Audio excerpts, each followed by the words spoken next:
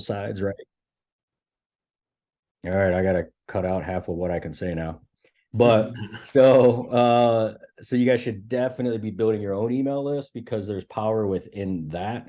Maybe you don't have a product yet, maybe you do have a product you could sell, but more importantly, like, and I've struggled with this over the years, but there's the more eyeballs that we can get on our own stuff and that we can control is the more, and by just giving value, the more influence we can have going forward, right? So if we doing that, if you're going to put the energy into that stuff, definitely have a simple squeeze page or giveaway to get that lead, to get people to subscribe to you, because you guys can, yeah, I don't care if maybe it's just your mom on that list. That's cool too, like just email her, right? Keep her up to date. But it doesn't matter because everyone's like, well, I only got like 10 people. I don't care, like everyone starts somewhere on that side, but having your own audience that you can grow not only obviously on the social platforms with your phone, but extracting them off those social platforms for those of you that are doing that stuff into your own email database is super important, because with the ERC stuff, right? Like I was able to go out and just email my list a couple of times on signing up for ERC, and it produced revenue for us just by sending an email, right? So you build that relationship with these people through there, and then if when something valuable does pop up, you can go ahead and send it to them. Now you don't want to go out and just send everything under the sun and treat them like a dollar sign, which a lot of people do, and I wouldn't do that. I would definitely nurture the personal side list way more. And, because there's massive value because the people are following you. Like, I know, Josh, you're doing a really good job of putting the value and hitting that branding piece that you've got, right? And so, like, people will follow you long term. Mm-hmm. But if you start hammering them every day with a sale option, then in my opinion they stop following. Like, you'll turn some people off, but at the same time too, you also, there's kind of a fine balance because you got to be willing to ask for the money, right? And inside of there too, so you can give and give and give and build that bank of goodwill, but you also got to be willing to ask as well, and asking for an opt-in, or hey, subscribe over here and I'll shoot you this cool thing, whatever that is. It doesn't have to be complicated. It could be a little, hey, I just put together a quick 10-minute video on uh, 3 things to do when someone attacks you with a knife.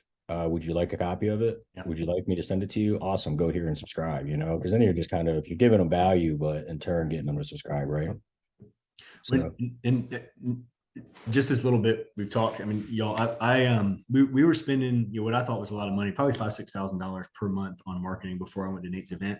Once I left Nate's thing, and he showed just how powerful this email list can be. I fired the company that we were using for marketing, hired a new guy, and 100% of our marketing efforts are built on trying to capture that email list and getting them to go through kind of we hadn't got into the funnel building as much as we ought to. That's one of the reasons for this call, but we 100% of everything was like, capture that list, make sure it's good, constantly be contacting them, right? So we've built out a 52-week email chain, essentially highlighting the services that we do around this time of year. I mean, we're commercial handyman services first and foremost, so we're doing Christmas lights.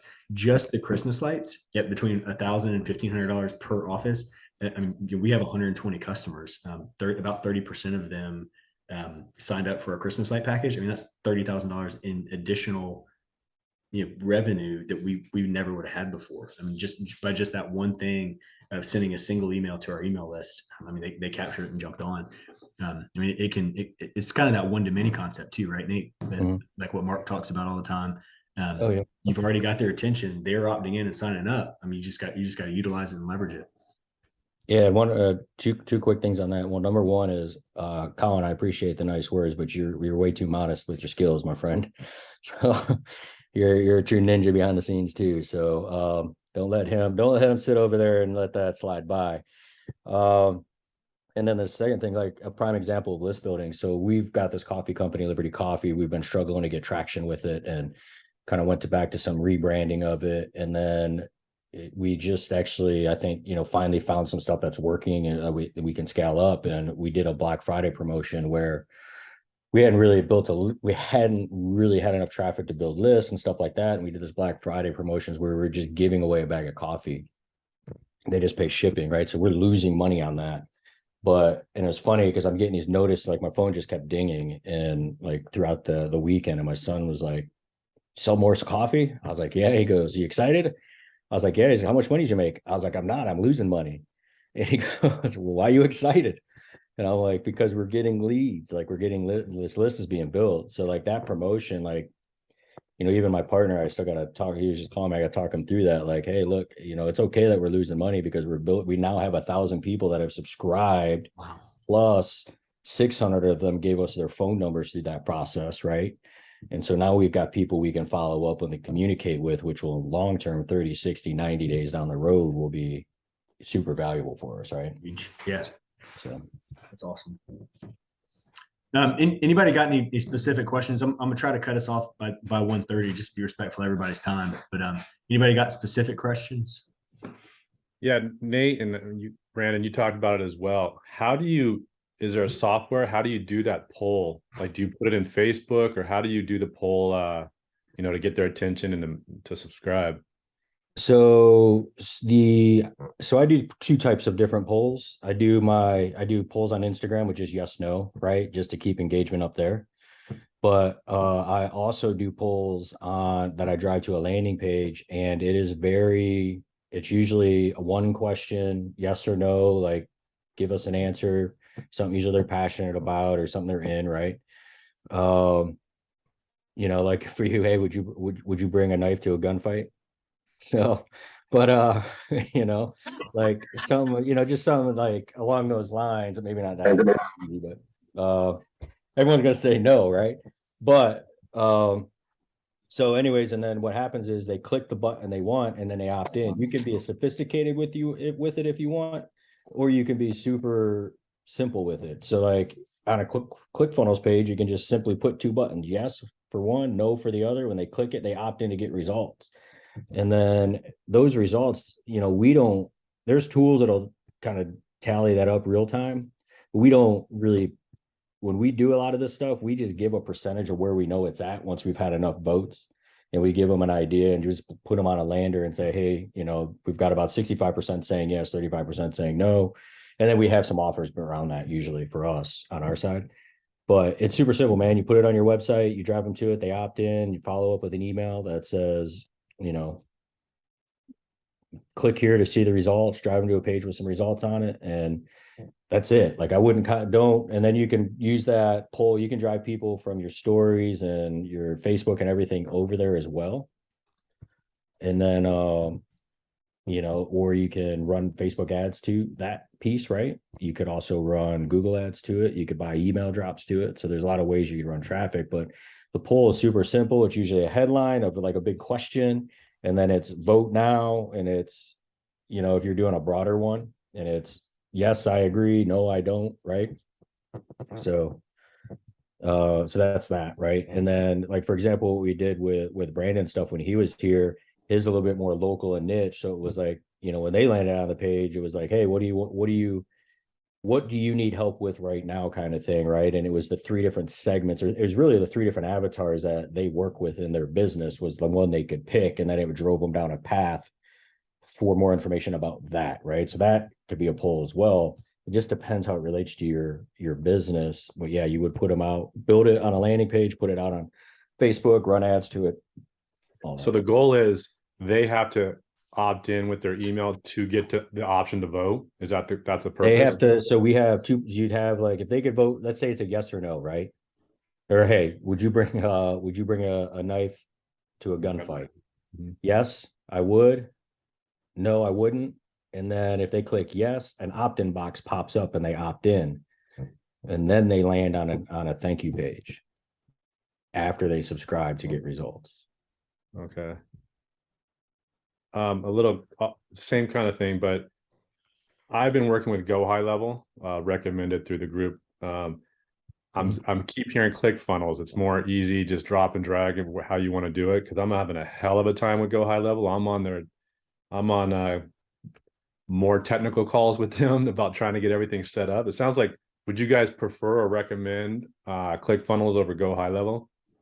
I mean, I'm not the right person to ask for that because I like to custom code and build things out and like that. So, I have a ClickFunnels account. I don't have Go High Level, but I've heard great things about it. In regards to follow up and systems that you can integrate, but I think it is a little bit more technical. Yeah. I don't know. I mean, I think ClickFunnels. I'd assumed you could do this in Go High Level, but I know ClickFunnels. You can just click on a simple page and put a headline. They got a lot of pre-made stuff in there that makes it easy. In ClickFunnels? Mm-hmm. Yeah. Okay. Josh, Sorry, go ahead. You may want to reach out to Mike Fallett. I know he's used Go High Level substantially. He's the one who recommended it, and he actually set up one of my funnels, and then Go High Level, when I was asking about something else, went in and changed that. And Mike knew more than these technical guys on Go High Level, because you can go in on a Zoom call and talk to these tech guys. And I went back to Mike. I'm like, dude, I'm so sorry, but they totally fucked up everything you did. Can you go back and do it again? So I super appreciate Mike, but I don't want to be on, calling Mike every single day. Like, Mike, they fucked it up again. Like, so I just wondered if, ClickFunnels was an easier process, like just to get it done. I finally got it done with, but my next question, sorry to be hogging this up, but one last one is, when they opt in, do you set up an email sequence of like maybe 5, like, thank you for signing up, here's the intro, blah, blah, blah. Or do you just start, like, I send out an email every Monday and Thursday. Do you just, okay, now they're in, and now they just get queued into the Monday and Thursday? I do value ads, and then I do a little sale, value sale, and that's how I kind of do it. I'll let Colin jump in. I'll give a quick answer, and then I'm sure Colin's got feedback on that too. But I think for me, it depends on if our newsletter stuff, they come in, they get 2 emails, they try and get them into Gauge really fast, and then we put them in our normal general newsletter, right? If it's an info product that I'm selling, I will usually put them through like a sequence of emails. It could be 3, 5, 7 emails with the goal of selling that product initially to them, or that phone call, whatever that is, right? And then I'll put them into the general. So it just depends on what it is. If I have my own product, I'm gonna do a much better job of nurturing them in regards to putting content in front of them and information in front of them. If it's just going on a big brand like American Conservatives newsletter, I'm not going to do as much of that. Colin, any feedback on that? Yeah, absolutely. So I would say definitely email them for sure. That's number one. And there's different philosophies. There's guys like Frank Kern in the marketing space who he just hammers people, out of the gates. Basically, the first like 7 days, you're getting 2 emails a day. Probably in the last 2 days of that 7-day sequence, he's going to email you like 4 times. So he's aggressive. That's kind of his vibe. He doesn't really do a whole lot of value add stuff. And then there's guys like Perry Marshall. I don't know if any of y'all know Perry Marshall, where sends really long, very long emails. He's very much into the value side, and he pitches every once in a while. So there's no really right or wrong way to do it, I don't think. Obviously, you have to make revenue, right? But I think kind of a general framework is the minute somebody comes in, that's going to be probably when they're the warmest, right? So I would probably take advantage of that and have at least maybe the first couple days trying to promote what it is you're selling, right? Obviously add value, and then maybe over time kind of taper more into the value add stuff so they remain on the list and they don't unsubscribe, right? But definitely, I'm a fan of autoresponders. Kind of having, in your case, maybe it's like a 3 to 5 day sequence pre-built out. So the minute they come in, they're getting dripped for a couple of days, and then it sounds like you have broadcast emails, like where you'll just type them up on the spot, right, and just send them out. Yeah. Yeah, I mean,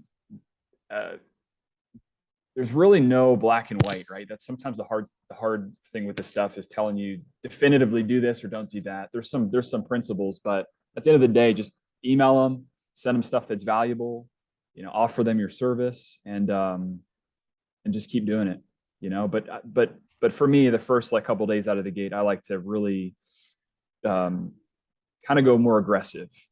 And I personally, I send like probably 2 emails a day for the first couple of days, no matter what I'm offering. But that's just me. Josh, what we've done, and we haven't tested much except for that 9-word email that Mark talks about a lot, right? So if they click on our website and they're interested in a monthly maintenance contract, but then they opt into the email list. We get them in that 52-week sequence. And then at the end of week 2, if they haven't like signed up for the full monthly maintenance thing, we'll just ping them one that says, hey, are you still interested in monthly maintenance contract? And that's it. Like just kind of a hard stop. And we've had pretty good success with it. What we're trying to sell there is just a meeting, like a one-on-one, for my guy to go out and walk him through the process and get him signed up, because he's got super high conversion rate as far when he gets one-on-one with somebody, and it's just getting him in the door is really the sale that we're trying to make. When you say 52-week sequence, you have 52 emails ready to queued up and ready to go. Yeah, I hired him out, but it's all based off of like what we do. So we took a poll of, not a poll, but we pulled all of our data from the past 3 years, and just like the top cost code that we've got, like air filter change out, right, is my number one cost code, as far as we sell more air filters than any other product that we sell. And so like it hits, I think it's once a month or so on air filters. Like, hey, do you remember change out your air filter? If not, give us a shout and we can take care of it for you. Or, even we've got a couple offers. Like one is you click here for a free guide on the difference between different types of air filters, right? So if you got a HEPA versus a spun fiberglass, what's the difference? How often should you be changing them? And then at the end, it's like, it's really a lot of information. If you just want us to change it out for you, give us a call and we're happy to set you up on a monthly maintenance contract kind of thing. Yeah, I didn't personally write them all out. We had another company that did it for us, but it's just kind of that drip, that every week drip is what we're going after. I literally realized I didn't set up my email for last night. So before I went to the gym this morning at 5, I was like, oh shit. And I sent it out. Yeah, the 52 weeks, that's pretty intense. So do you have it set up so week January 5th they get it kind of thing, like every year? No, sir. If you sign up this week, then you get email 1 today. Okay. And then we ping out the email list. So like Christmas lights, right? Or like Christmas breakdown. And a big one here in South Carolina. I mean, like yesterday it was almost 80 degrees. And so a lot of people are getting sick right now because you're constantly coming in and out, and we're constantly switching from hot to cold. And so we do a lot right now about like sanitization of our predominant demographic is medical. So like sanitizing their waiting rooms. A lot of them have sick, like pediatricians, sick rooms, sick waiting rooms, and well waiting rooms. So we'll go in once a week or so and clean, like fog with the chemical that we use for COVID, fog their sick waiting rooms for them. But yeah, so it's if you sign up today, you get week 1. If you sign up March 31st, then you start getting that week 1 email there too. Okay. Cool. Well, guys, Nate, Colin, thank y'all so much for your time. Can Josh, I ask a quick question? oh, sorry. Go ahead. Yeah. So most of I have a water damage company, and I have like a pretty large list we've collected over the years. I've never done anything with it or nurtured it, and I'm just trying to kind of figure out different ways to, I guess, how they've never been contacted. So I've got a list like 8,000 people. Wow. So if I were to start reaching out to these people as a emergency water damage company, what are some things that I would want to maybe approach them with or talk about or kind of put in my wheelhouse to start working on that you guys can suggest or think of that might be beneficial to, because they're going to be homeowners mostly who use an emergency service company. So, I mean, one thing right off the top of my head would be, hey, this time of year, there's homeowner, there tends to be more water damage and issues happening, whatever, if it is, right? It is. You in Washington? I'm in Washington, yeah. Yeah, so, I mean, there's always Yeah. spring right there. Yeah. So, and when we met in 2009, and I am frustrated to hear that you haven't emailed those people yet. I know. Don't shoot me. So, it's been a while. So, yeah, I mean, I think, and also just some, tips to prepare so they don't have water damage, or, how to know if you've got it. I don't really know your business that well, but there's a lot of like tips you could send out potentially, or also, I mean, just educating them on it, I think. a lot I of, don't know what other services you offer. Do they only call you in emergency, or do you have additional services that you guys can offer, like as a maintenance update kind of contract to these people? Like, hey, we come check, or I know like HVAC companies do these contracts, right? And these warranties, right? Mhm. That work. Yeah, we don't, so water damage is something that, yeah, it's an emergency. It's a kind of a spur of the moment. They just got it and they're calling whoever they can get their hands on at the moment. And you don't have a lot of secondary people that come back as much as I'm thinking about something like maybe, like Brandon, you said you change filters. I don't know, something that we could probably start putting into our wheelhouse that can maybe bring back more work to us in different, we don't have anything right now that we really have incorporated into the company. We partner like very seriously with a disaster restoration firm here in Charleston. Mhm. You've probably heard of them. Oh my God, it's called a Disaster Care. But he did like the Ryman Auditorium in Nashville when New Orleans flooded. Like they specifically called him because he just got so much equipment and he's really well known. Al Bradham is his name. He speaks a lot of conferences, stuff like that. But anyway, we've got a really good relationship with him where he'll refer us work and we pay him a finder's fee, specifically in the commercial space for like air conditioning, UV sanitation units. So like after the fact, so you don't have to go in and completely clean out everything. We'll also do like an ozone treatment for them. But like finding kind of affiliates that you can work with to refer people to that 8,000 member list. And I don't know the size of your town, but it sounds like you got a pretty good sized list. Or even offering like for residential here in Charleston, something that's really popular is crawl space encapsulation, because we hold so much moisture and our water table so high. But kind of any of those kind of add-ons that you might think that, hey, it kind of goes along with protecting somebody's assets, protecting their house, and that kind of thing. We've had really good success with a relationship with a disaster company. I was thinking even maybe partnering with like, or doing some sort of referral maintenance with an HVAC company or a roofing company, those type of things. Yeah, plumbers too. I mean, if you could build a good solid, and I'm not telling you anything you don't know, but like water heater explosions. We do water heater inspections a lot of times. It's $50.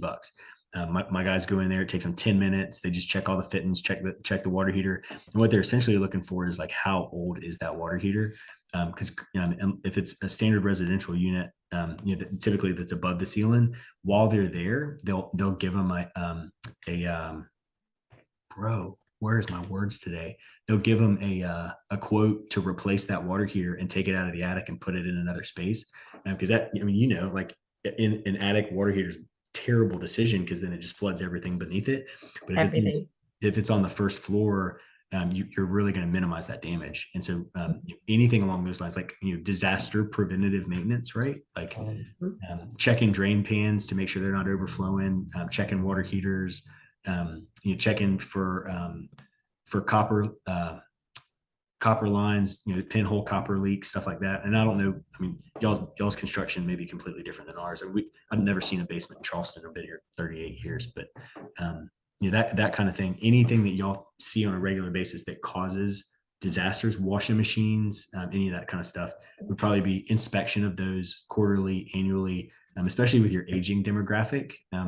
Typically old people, I mean, they've got income, and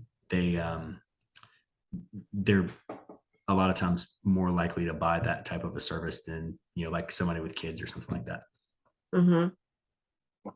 And as I start emailing them out and start talking to them, how would I parlay into maybe some affiliate products too that are more affiliate related versus service oriented companies? Do you think? Nate, if you've got any ideas, maybe take it. Something I looked into and considered was the alarms. So they've got, it's like a little white box and they've got two metal electrodes on them. So if they sense moisture, then they start blowing up almost like a smoke detector. We did a really nice property downtown, did a build out for them. And that was their biggest concern. Was one of the reasons that they left their old lease was over, I think it was about this time of year, over Christmas, the ice maker popped off and just sprayed water for the entire time that they were gone. And so Yeah. where their ice maker was and where their water filter was, they wanted one of these moisture sensors so that it would blow up and send an alert to whoever the general manager was on their phone. That kind of, maybe something along those lines, like, hey, your washing machine went bad and the hoses popped off while you were on vacation and caused a huge issue. I think if you could develop a relationship and an affiliate with somebody like that, it might do you well. Or just buy them and mark them up 30, 48%, whatever your markup is. Yeah, thank you. Anybody else? Awesome. Okay, guys, Nate, Colin, thank you again. Monique, Josh, great questions, y'all. Hopefully this was helpful. If you're interested in the replay, marketing at lutzpropertyservices.com. I'll have Nehie send you the link to the recording. And also, if you've got any specific questions or anything along those lines, hit me up. I'm happy to facilitate any way that I can. So appreciate it, guys. I'll keep you posted on what happens with my kid too. Thank you so much. Thanks, Brandon, for putting this together. Yeah, thank you. Thanks a lot. Thanks, Hey, Joe. Thanks, Have a guys. good one. everybody. Thanks, guys.